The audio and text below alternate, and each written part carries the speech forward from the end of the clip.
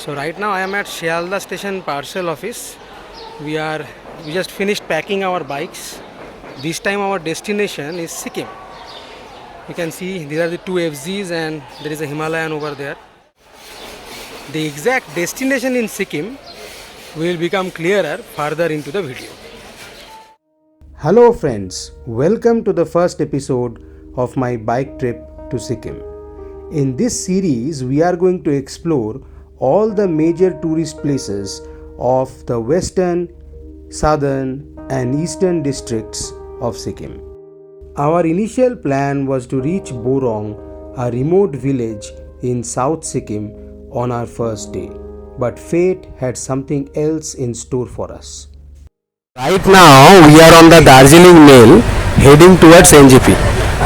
Unfortunately, the train is running really late. We are almost 4 hours late. We haven't yet reached Kishanganj. It's almost 10 o'clock. We should have reached by 6. So it doesn't seem like we will be able to go to Borong, which was our original plan.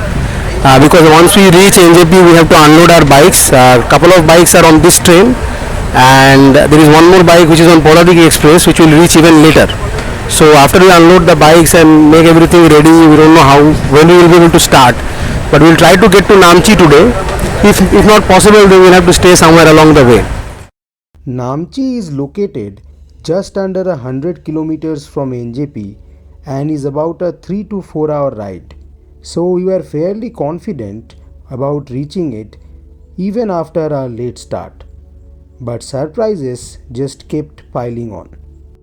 As we were about to start our ride after unloading all three of our bikes from the train, we discovered that one of the motorcycles had suffered a puncture. So we had to spend a few minutes to repair it.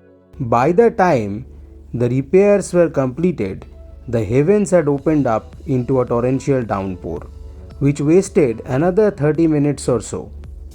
So it was well past 3:30 in the afternoon by the time we were able to hit the highway after completing all these tasks and navigating the city traffic of Siliguri.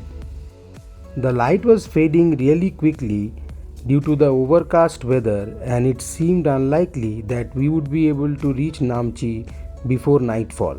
We decided to press on regardless. The highway was beautiful and the ride was smooth. But as this highway has a lot of military presence, we were not able to record much of it.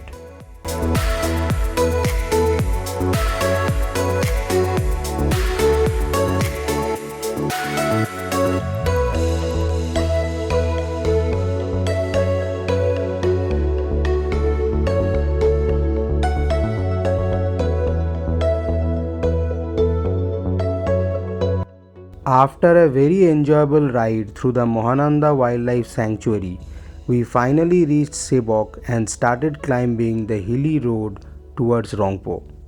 We were going to follow this road until we reached Melli, which is one of the checkposts on the Bengal-Sikkim border. Our plan was to enter Sikkim through Melli and then head towards Namchi through the Kitam Bird Sanctuary. This same road also serves as an important connection to Darjeeling, Kalimpong as well as Gangtok through Rongpo and Singtam.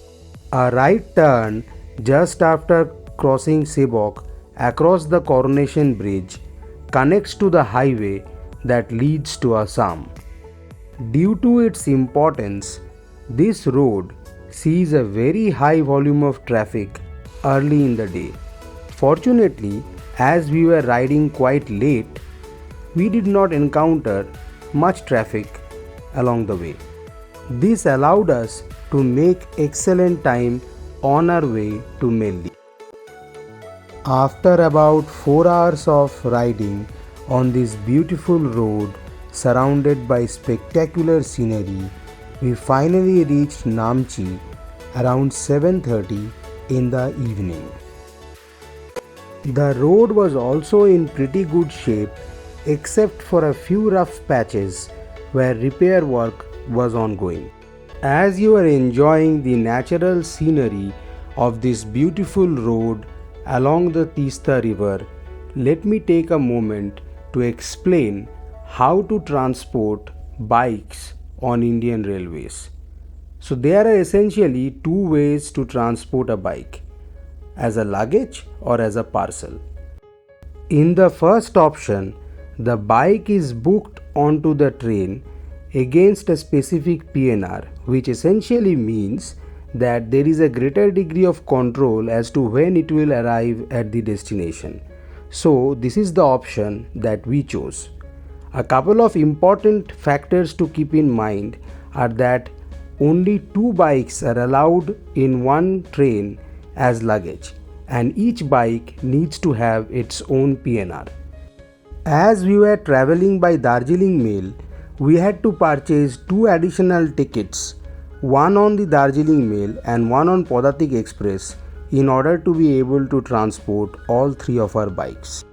As only two bikes can be transported on a train, we arrived 8 am in the morning on the day of our journey to ensure we got to transport our bikes on the train of our choice.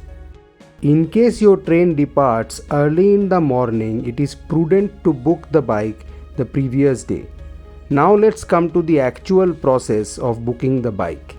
The first step after arriving at the parcel office is to empty the petrol tank completely and pack the bike with sufficient protective material to minimize damage during transit.